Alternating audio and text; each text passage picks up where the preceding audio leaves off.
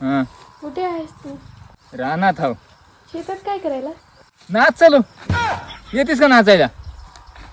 I हे बघ माझे मायबाप गेलेत लग्नाला, त्याच्यामुळं शेताकडे आलो. ढोराचा चारा पाणी करायचंय मला.